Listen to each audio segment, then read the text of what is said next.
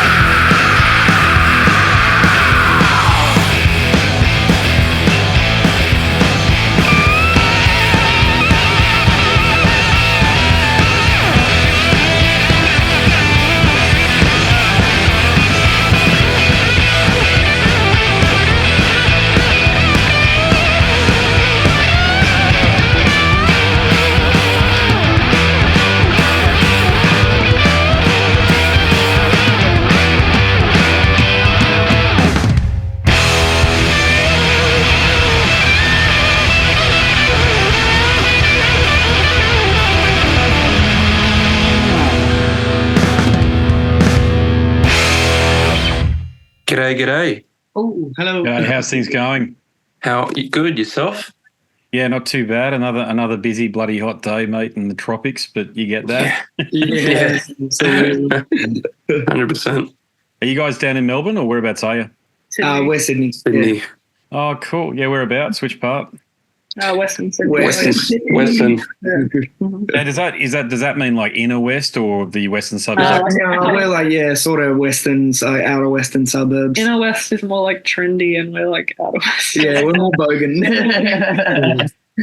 Well, I'm a big Tiger supporter, you see, so it's rare, but, you know, it's always... Oh, there you go. Well, I'm your enemy, mate. Right here.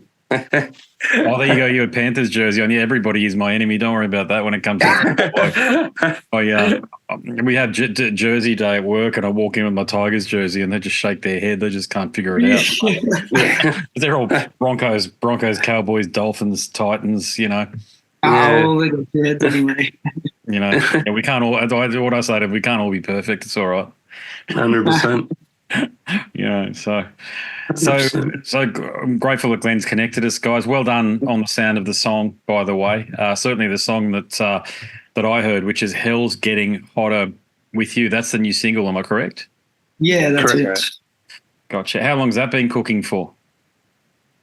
Yeah, a little bit now. Like we did a fair bit of recording towards the end of last year and a little bit towards the start of this year. We're trying to get like a fair few songs together, and that was just sort of one of the first few ones we recorded in that sort of process. So it's been maybe three or so months. But We've been getting this stuff together. even before then, we've been playing it live for like quite a while. Yeah, that's true. Yeah, we did write it like a fair while ago, actually. And yeah, we've just kind of tinkered with it since then. So you mentioned there you've been playing it live, have you, before it was released? So yeah, for a bit. We have. That's over maybe the last half of last year. You've probably heard it in our set in one way or another. We produced it and shortened it a little bit for the recording, but yeah. Sweet. And is that how you road test songs? You play them live for a bit first, or you just hash it out in the rehearsal room? Generally, we try to play them live at least once, just to sort of see if anything, the audience reaction, and you can sort of get a pretty good feel for a song that way, I feel. Mm-hmm. Yeah. Most of our songs I think we've played live that we've for a year or two, and we still haven't released them. So we definitely like to play them live. And people even come to know them from the shows, and then they're like, when are you releasing this? So yeah. And lately we've been writing a lot of new songs as well, which has been good. Yeah, killer. Well, that's how it used to be done. It's not like that these days. I haven't actually had a chat with a local band in a while. So I was in Velveteen, and I remember we used to play songs for live. That was just how it was done. And then even if they were recorded, is my point. So songs were never done for the purpose of recording. They were just done because they're songs and you played them, and if they got recorded, so be it. But it's really great to hear that a band's doing it the proper way, as far as I'm concerned, and I think a lot of old school musicians would agree. Yeah, 100%. I mean, it definitely affects that end product, I feel, because we have recorded songs that we've written just before going into the studio, and we've recorded songs that we've been playing for a year straight. And I feel like you could definitely hear the difference, or at least personally for me, the ones that we've been playing for a year compared to the ones that we've only just been playing for a few weeks before the recording. It's just the best version of that song, I'm hearing you. Yeah. What did Steve James bring to the table? In other words, why did you pick him? We worked with him on our last two singles. I think we reached out to him initially because we worked with a lot of the bands that we loved, like Airborne and The Angels, Cold Chisel, Screaming Jets, and all those guys. So we had a really good time on their first two singles, and we recorded this one and a bunch of other songs that we have yet to release with him as well. So he brings.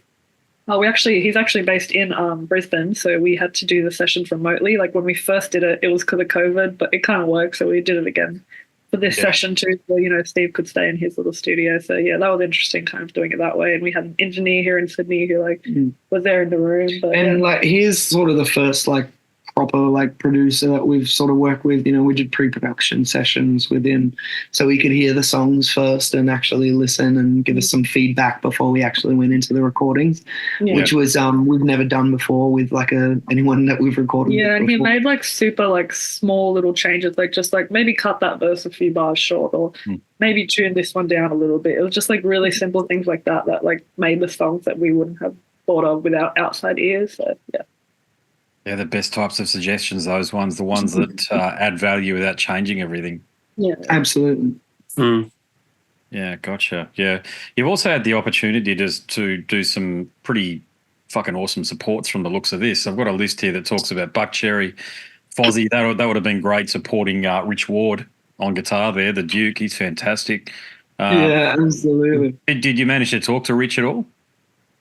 I don't think so. We did briefly talk to Chris Jericho, which was pretty cool. I've in the elevator since I was a kid. Yeah, we'll let Ryan talk because he freaking loves it. Yeah, honestly, I had the temptation to RKO him, just something like that. But I was gonna, put my wrestling skills to the test. But no, it was pretty cool how we were in the elevator with him.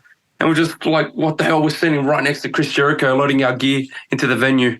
He's a pretty chill dude too. Met him downstairs. All this entourage and shit with him. It was kind of hectic. Yeah. He's a pretty chill dude. He's a nice bloke. Yeah, he was We nice. met him. Yeah. Yeah, I like him. I like him a lot. I've had a couple of chats with him, and I've got a friend of a friend who's one of his best friends. And Oh, wow. so I get some of the goss, to be honest, and I only hear good things. He's a bloody good guy. Yeah, And mate, for what an entertainer he is too. Aside from the wrestling, like his performance on stage too, he's great. Yeah. Yeah. Kills it. Yeah, exactly. Yeah, I think his partnership with Rich was very hard for me to accept at the beginning because I was an enormous Stuck Mojo fan in the 90s.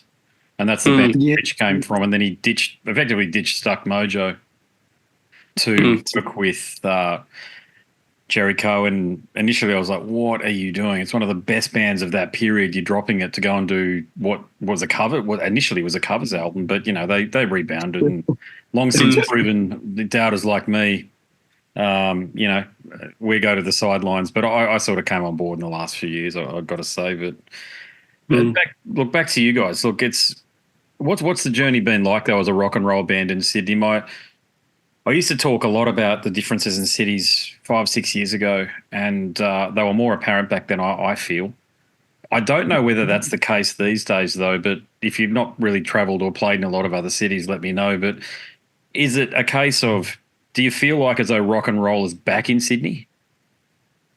I mean, it's definitely had a resurgence. I mean, like whether or not like rock's ever been gone fully, like probably not. But I mean, yeah, I'd say it's just become, I guess, more niche. Like, but I mean, definitely in the past 2-3 years, we've definitely seen a lot like more. local, Like for like a perfect example is when we first started, we had trouble finding like bands that sounded like us that we could play with. Yeah, like we played with a lot of punk bands. So yeah, we played with a lot of punk and metal bands, and like that seemed to work. Like that was cool.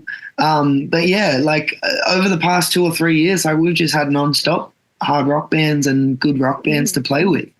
You know, whether that's just like us finding these sort of people, or like, you know, maybe it is some sort of resurgence. Who knows? Yeah, I use the. Sorry, you go, mate. You go. Oh no, I was just agreeing. Literally just agreeing. Yeah. Yeah. Look, it could just be that I'm out of touch in that way, but I just haven't. These days, scenes, as you probably are aware or figured out, scenes are based on which version of the internet you watch and look at. So, what channels? Instagram or TikTok, if you got that. I don't have that, but Facebook. What have you?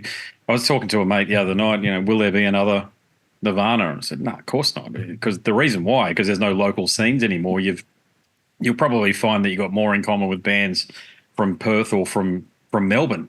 When I say in general, I'm talking about in general. It's just you share your music, getting onto streaming services. But the other thing is touring. And I know you guys have got a huge tour coming up or run of shows coming up in Japan. So what's happening with that? Yeah, so we just finished up we've got one show left of like all our Australian dates, and then we're heading to Japan on this week on Sunday. So we're doing 5 shows there. We've just kind of always wanted to go to Japan and just do more touring out of Australia in general. I think it's going to be the first one out of a couple more international tours we got like in the work at the moment. So yeah, can't wait. Yeah, man, Japan's going to be absolutely mental. Yeah, I want to say I've just been to Japan. It was in October, and it's the only country I've ever left wanting to go back to. Yeah, right. Oh wow, awesome. Yeah, it's simply fantastic. The people are polite. Everything is efficient. Runs on time. As you no doubt will know, there's a huge rock and metal scene there. It's the only country I've been to that still has metal shops. Yeah. Awesome. Yeah. We saw a whole bunch of record stores and like, you know, they call them live clubs or live pubs, like the live music venues. There's so many of them, like in every city, and And even from early on, we've had like a fair amount of our audience from like streaming coming from Japan. So you know, like how they found it, I don't know. But yeah, like we definitely have a few Japanese fans already. Like, and it's been interesting seeing the new video. Like we've had like Japanese people start to follow us from obviously seeing the video and seeing the tour, which has been pretty cool. Like I'm so keen to meet all the people over there. It's going to be awesome. Yeah, and saying that, we've been getting a lot of magazines and playlists and that from places like Brazil and Germany and like outside of Australia, which has been really cool. So we know countries like that have really big scenes. They have a whole bunch of rock and metal festivals and that. So we definitely want to start getting out there a bit more and playing everywhere we can, really. Yeah, you guys work very well in with the perception that the type of garage hard rock that you guys do very well is popular in Australia, because I know that's a perception from overseas. And consequently, that AC/DC sound, when a band comes from Australia with something resembling that, I find it's put on a pedestal. So you've sort of given yourselves a head start maybe without realising it. Well, yeah, I mean, like, it's just the music we've like grown up loving, you know. Like, I feel like any musician that's sort of true to themselves, just playing the music that they sort of grew up loving, in a way. We're not good at playing. We're not good at playing jazz, so we just play rock. Counterful. Yeah. Hey, I can play a mean jazz solo. Yeah, that's cool. Have you come up this way before? Yeah, we've played. Are you in Brisbane, sorry? Oh, Gold Coast, but yeah, Gold Coast. We've played Gold Coast and Brisbane a few times, and we recently played on like Ellie Beach Festival of Music up in North. Cool. Brisbane. We drove like almost 24 hours to get there. Oh my god. Yeah, we won the competition passport to Ellie. Yeah, so we'll be back again in November playing the same festival. Oh, congratulations! That's huge. And are you guys about the hardest hitting band that's on the bill, or have they got others? Yeah, we were. I wish we could say. We don't really know. I mean, when we played part of the other like finalists, not like the main headliners, but the finalists in the comp, they were all mainly kind of like indie sort of punk kind of. Yeah, for last year. We definitely were like the only hard rock band. Yeah, on that bill. I mean, like they had like Dragon, they had Ross Wilson. No, I'm talking about like the finalists. Oh, right, yeah, right. But yeah, the headliners, they had plenty. They had a lot. But yeah, out of the finalists, we were. Ian Moss, that was awesome to see him. Oh, yeah. Magnificent guitarist, isn't he? I did not realize he could sing as well, probably, if not better than Jimmy. Like, Great. I was taken aback. I was like, oh, God. Yeah, I'll Die on This Hill Saturday Night is one of the greatest songs ever written. Yeah, for sure. So are you taking a bunch of CDs and merchandise and other related paraphernalia over to Japan with you? Yes, but we didn't. I mean, when customs ask us, we're not going to say that. Of course not. No, when I say taking it over, you're going to be posting it over there to fans that have already bought it. There you go. Absolutely. We're definitely not selling anything. That's No, we're gonna bring as much as we can. I've been talking back when I did a lot of local band interviews. I was talking to a lot of the artists. Like, there's two countries it's really three: Indonesia, Philippines, and Japan. That rock and roll is big in, right? It's huge, and I know that because I've been there. I've seen in the Philippines, especially, that it's big there. But you guys are literally the only local band I've spoken to, maybe ever, that's actually got organised and is going over there. So how did that come about? Well, yeah, we were pretty lucky actually. So like some pretty good friends of ours have started a tour booking company. They've gone over there a few times themselves, and yeah, they've brought over a few bands already, and like it seems to be run pretty well. And like we contacted them, and yeah, like they set up the dates for us and a tour manager, and like yeah, like we just sort of took care of the rest, like the designs of the posters and like obviously the music. But yeah, like we're really, really thankful for having they're called Paranormal Activities. Paranormal Activities. Okay, I'll keep that in mind, because so they're acting as a conduit for you into Asia in general, or just Japan? Oh yeah, they do Asia as well. They specifically, with the band that he's in captive, they do like Taiwan and wow. Places in Asia like Heaves, and they play some major festivals and stuff. Yeah, didn't they? I'm pretty sure they're open for like Foo Fighters, like over there, like yeah. I think they played some major festivals, some of those major. Yeah, they've done some pretty cool things. Like. So yeah, it definitely seems like a cool market to get to, and just in general, like it kind of started with we were just like we kind of just want to go to Japan, like so let's just do a tour, So yeah. Yeah, how many of you is there in the band? 4. There's Arthur, but he couldn't join his work in it. Okay, gotcha. But look, the thing that I've always found with bands, all of them, except for maybe 2 of them, the Velveteen, we didn't fall apart. We just ended because we had to go separate paths. But most of the bands I've been a part of, they usually end in a hissy fit and a huff and a puff. So how do you guys keep things cohesive, especially since you're going to be traveling abroad together? Well, I mean, communication's like probably the biggest key. Like if anyone's having a problem in the band, like it's very important that we all talk to each other about it. You know, we obviously, like everybody, like we've had like arguments every now and then, like but at the end of the day, like I think the main thing we've learnt from those arguments is just to be like open and honest with each other. And, you know, like I said, if someone has a problem, we talk to each other. And if we can fix that, we try to fix that, you know. Veronica, we're very lucky to have her. Like she's done a lot of the business side up until this point, like getting up until getting like a manager and all that. So she's definitely taken the brunt of like a lot of the band stuff. And yeah, like we're just sort of like thankful for that. And like we sort of, you know, are open with each other. And, you know, if we're stressing when we need help, like we ask for it, you know? Yeah, makes you grow as a band too, which is good, you know?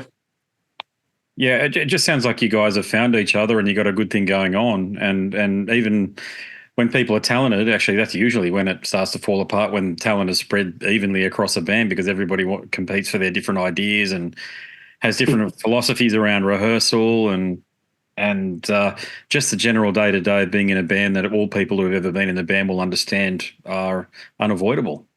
But it's great that you guys have got your shit together, in other words. Thanks. Yeah. I mean, I wouldn't say it's like any kind of formula or anything. We just try. Like we just you know, try to rehearse as much as we can. We're all passionate, and like that's I think is also another key. Like everyone's got to be on the same page, like about where they're going, and you know that definitely drives it. I think almost the most. Like you know, if we all want to go, say like we all want to take a trip overseas, like that's a big thing for anyone to do. So like you have to be passionate, you know, you have to really want it. And, you know, I feel like you have to want to do it even though like, you know, you don't expect anything out of it. You know? Yeah, great philosophy. Yeah. Go for it, mate. You're right. 100%. No, I was just saying I agree. I think the only thing we would disagree on is someone brings in a love ballad song and there's a line that we draw, you know. I've done that, yeah. I'm close. Yeah, almost. I was Mitch Lafon, I think, he's a rock and roll guy from Canada, and he's got a Twitter account. I think he was a radio host or what have you, but he came up with the best summary of what happened with glam in the early 90s. He said it wasn't grunge, it was those power ballads that killed it. People got fed up with them. Yeah. Fair enough. Yeah. Yeah. Look, there was always going to be a patience and what's that song on Black, on Metallica's Black? I can't remember. Nothing else matters. Nothing else matters. Yeah. You have those outliers, but the really soppy stuff, forget about it. You know, I'm with you guys on that. Don't worry. Let's you know. What was the saying? It was no ballads, no bullshit. That's it. No ballads, no bullshit. 100%. That's a great way of doing it. Yeah. So just based on your sound, though, I take it thank God that's not really been part of your listening repertoire, but certainly, even if it has been, it's certainly not part of your influence there. But what are the bands that have really not so much influenced you, but inspired you?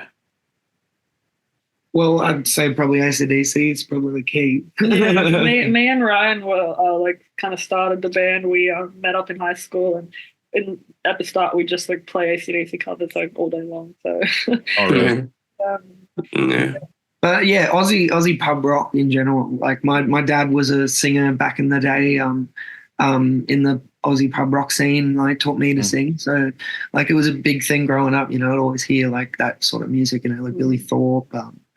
You know, the Angels. Nice. You know, any of those sort of bands, you know. But saying that, we also have like I guess individual influences that we all bring in. Like I really like blues and kind of like 50s kind of rockabilly and that kind of stuff. I know Steve likes his like stoner rock and that yeah from the TAFE days.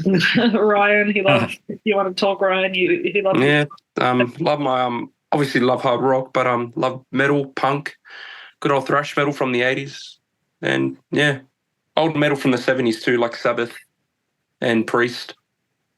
And Arthur, funnily enough, we were just talking about it. He really likes both his glam rock and his grunge. So yeah, like Motley Crue, Guns N' Roses, Nirvana. Yeah, Nirvana. Foo Fighters. And yeah, he looks like Dave Grohl. He does look like Dave Grohl. Yeah, I occasionally will go to YouTube and there are these from the desk recordings of bands like the Angels and I think Eurogliders, but you know that era of pub rock where you had to play it, and the hill that I'm prepared to die on is that globally, I'm talking about some of the greatest musicians were part of that scene, because I can hear what the drummers are doing and what the bass players are doing. Like a hidden name like Ronnie Francois from Eurogliders, listen to his bass playing and tell me that it's up there as one of the greatest rock and pop bass. He's not one of the greatest rock and pop bass players ever, because it's all there. The whole thing is there, and you had to do it. You had to do it, otherwise you got stuff thrown at you. Yeah.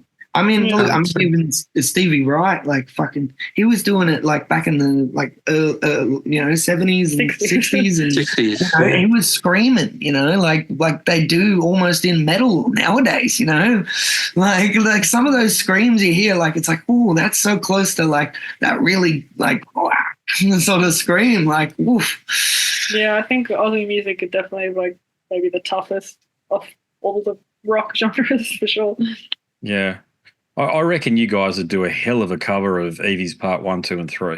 We've done Part 1 before, early in the early days. I haven't done it in a while. Yeah, no, it's been a while. Maybe we should revisit. Well, that's just as an ideas, man, when it comes to these things, clearly, obviously. Here I go. But sometimes I get a vibe with the band, and just with the sort of audiences you're playing in front of, you just pick sort of 4 or 5 of those classic Aussie numbers, put your own spin on them, and just see how they go down. Yeah. Lately we've been doing "Am I Ever Going to See Your Face Again?" and it's been going down. Awesome.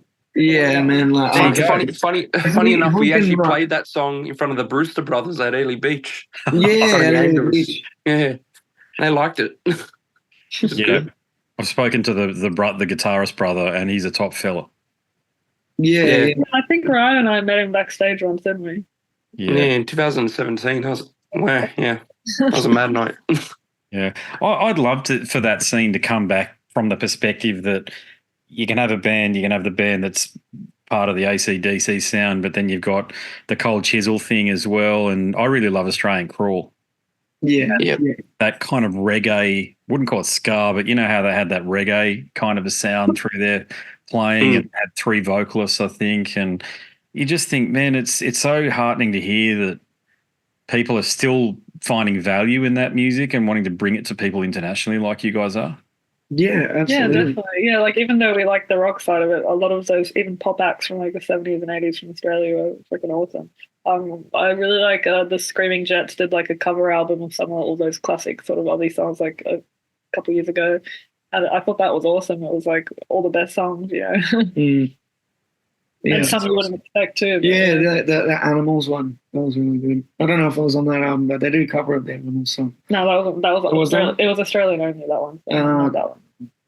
Yeah, I think we got to get out of this place. Is that the song you're talking about? Yeah. They do cover it. It was awesome. I remember that. I remember when that came. I'm old enough to remember when that came out as a young fella, and it made smash hits in 1987, and it was one of the biggest songs of that year. And you didn't know any better back then. You just thought it was their song, and I still think that they made that song theirs. I can't really listen to the original. I have to go back to that one.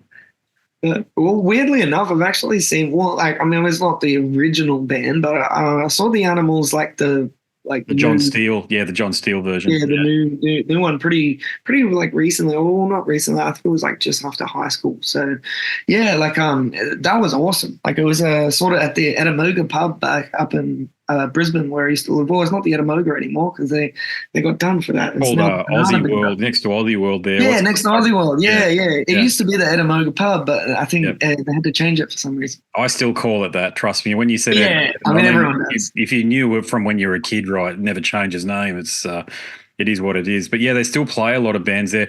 And I think that was probably 2017, if I'm not mistaken, when you saw him there. Yeah, probably. Yeah, because I've interviewed John a couple of times, and he's a top fella as well, another good bloke who's kept at it and loves his rock and roll well into his 70s or maybe even 80s at this point. Yeah. I think he is. So there you go. Yeah. So after this Japanese jaunt and the success of the single, what's planned? Like, what's next? Well, we're definitely looking at releasing another single. And a couple more. Well, yeah, for sure. Like, we want to lead it up to possibly an album. Like, I know that's a pretty big thing for something like we've never really done an album before. Yeah, we've done a few EPs, but not a full. So yeah, like I think that's really where we want to go with it, and yeah, we just want to see like exactly where this takes us, and and where we can end up going. But I think it'll be another single, and another hopefully bunch of dates that we can run amok on. Yeah. And we've got some cool dates coming up, and including like Early Beach in November. We've heard, we can't say it because it hasn't been announced, but we've heard some cool things about the lineup. So stay tuned for that. So we should have like a headlining slot since we won the comp on the main stage. So that'll be really cool to play alongside whoever they're going to get. So yeah, bring some real rock and roll to the people up north. That's killer. We had such a good time there. They really loved it. Like we played like the comp on the main stage, and then we played all these little bars throughout like the main strip of the town, and everyone was getting into it at every show. Like they went nuts over there. It was such a good time just all around. And it was really hot. It was boiling. We almost died. Yeah. Show. First proper gig, I passed out pretty much at the end of the set. It was so hot. Yeah, we lost so much weight. Passed out. Steve didn't even wear shoes for most of the shows. I didn't. No, I didn't. Yeah, it's a bit ridiculous. I've done a few outdoor gigs over the summer, and as you've probably seen from weather reports, during the daytime it doesn't get below 30 degrees here at the moment. And I've been complaining about it on the show a little bit, but it sucks. It's just been bullshit. And normally by now it's starting to not be so hot during the day, but it's 24 degrees or something like that as I'm talking to you, like right now. So and the next week is just the same thing, and it makes it very difficult if you work outside, especially if you're exerting yourself like what you guys are with playing rock and roll like that. And so far north in Queensland, it was just, I guess, the humidity as well, because it was just absolutely like swarmy, like hard to breathe almost, especially when you're singing. Yeah. Well, talking NRL, the Cowboys, I think, have set up a base in Kiama because they just can't train at the moment up in Townsville. Yeah, I've heard about that. Yeah. Because their main field's Townsville, is it? Correct. Yeah. Yeah. I used to work up in Cairns, and the biggest issue that I faced in Cairns was that everywhere was too cold inside because the air conditioning set at 18 degrees or whatever. So you freeze consequently, but then you go outside and it's 36 degrees or something. Yeah. And but I think the Cowboys, their main issue is conditioning. Training in that bloody heat is actually wearing them out before the season starts. That's why they've had 100%. Such slow starts in these last few seasons, because they can't train them that hard. But it's what do you do? We'll wait and see what this bloody Papua New Guinea team's gonna. How the hell are they going to train then? Cairns or Port Moresby? I think any team regarding they just built different. I think any team regarding to Pacific Islands, like it gets so like when we were in Noumea playing, it was during the day it was so warm there too, and that was during springtime. Springtime, it's fairly like warm and cold, but like a year or two ago. Yeah, it was pretty warm when we played, but at night it was like not too bad, but during the day it was like pretty warm. Yeah. At least what were you over there for? What was happening in French New Caledonia? So that was like our first international tour. We just randomly got asked to like play this big festival they have over there for like Oktoberfest. Like they called it Rocktoberfest. They had a bunch of rock bands. It was just after COVID, so they wanted to bring in like an international headliner. And one of the guys said he like comes to Sydney often, and he's like seen us around, and he likes our music, and he asked us to play, and we played that. We played a bunch of other shows, and it was awesome. There was like huge crowds. They spoke French, but they all could like sing our songs back to us and sing like we played a couple of AC/DC covers. They loved that, so it was an awesome time. And it really like sort of like we got the travel bug after that, like we really wanted to do more international shows. We sold out of merch on the first night, and then we didn't have any merch left to sell. That's awesome, guys. You're really bringing it. Yeah, I used to go to New Caledonia as a kid, so je ne parle pas beaucoup de français. There you go. Oui. I tried to for like 2 weeks, and we had to do a couple like promo videos in French, and it wasn't very good. Like they came back to us and they're like, "Can you do it again? We don't understand." Yeah, I literally spent 2 weeks trying to learn just one like sentence, phrase, maybe two sentences, and sent the video, and then he sent it back, and he's like, "Yeah, I don't know what you're saying, man." Yeah. No, just do it phonetically. Just write it out with like syllables with French. Yeah, pretty much. But write it in English if that makes sense. So if you try to pronounce a lot of the words there. Yeah, you'll pronounce them as we pronounce things, and that's not how they do it. Exactly. I learned that early on. Yeah. No, I had a French class in high school as well, and I still have no idea. They didn't teach us anything. Well, that's why I remember everything from we that. We watched like French movies. That's all we did. With subtitles. Would they have subtitles on them, did they? Exactly. What a lazy teacher. That sucked. It was such a lazy class. It was pretty funny when we got to New Caledonia because obviously in Australia we walk on the left side and people walk on the right side going that way. And Steve was walking on the right side and their left hand drive there in New Caledonia, and Steve's going, why are people always coming in my way? Why are people always trying to come out in front of me and in my way? And I'm like, dude, we're on the wrong side of the lane to walk. And then Steve was like, oh yeah, true. Yeah. I don't remember that. You don't remember? Remember that clear as day. Well, That's yeah, so because funny. you don't really think about that. Like, I guess, like if they drive on the other side of the road, I guess it makes sense that they also walk on the other side of the road. I mean, the path. Yeah, exactly. And you're like, what the hell? Everyone's coming in my way. I was going to say the other cool thing about New Caledonia is like I guess it's like a small place that word gets around. So like people are like stopping us on the street. And we're like, hey, you're that band that played at that festival. Yeah, like people stopped us at the airport. Like when we were leaving, I was like, oh hey, I caught the show. Like, can I take a photo? I was like, shit, like awesome. the first time we fucking felt like rock stars, really. Oh, that's unbelievable. Yeah, you're representing, no doubt. That's great to hear. As I say, not to labour the point, but you're the first band I've spoken to, local band, without a record label or serious management contract, that has managed to actually fucking do it, actually play internationally and build a bit of a reputation. And my take on it would be, and I haven't done it, but my observation would be playing internationally must be worth about at least 25 local gigs in terms of experience. I guess so, yeah. Yeah. Sure. Winning over a new crowd that doesn't speak language. Yeah, that's the point. And the travel and all of the, the endurance and the fact that you got to get along and the stress. And the stress of it, the organisation and the hangovers and all the shit that no doubt comes along with it. Killer, guys. Well, is there anything else you wanted to mention or talk about? Not really. I guess just listen to the new song if you haven't. Keep an eye out for more. They're planning to release a lot this year, and yeah, just check us out. I'll put everything into the episode description, but just for the benefit of people who probably are driving and the usual stuff, where can they go to listen to you guys? Your best place is probably our website because that has all our links to everything else. So that's just avalanchebandrock.com.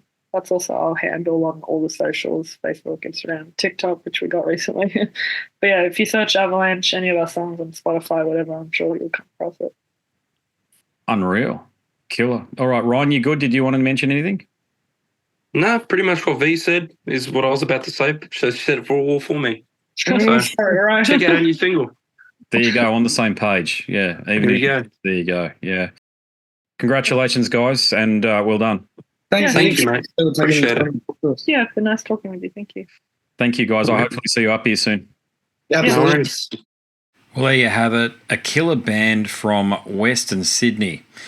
I thought for a while there the Sydney music scene was all about bullshit, but lately, on the strength of a great group like Avalanche, clearly not. You heard from Steven Campbell, vocals and bass, Veronica Campbell, the lead guitarist, and Ryan Roma there on drums and percussion. Great stuff, guys, once again.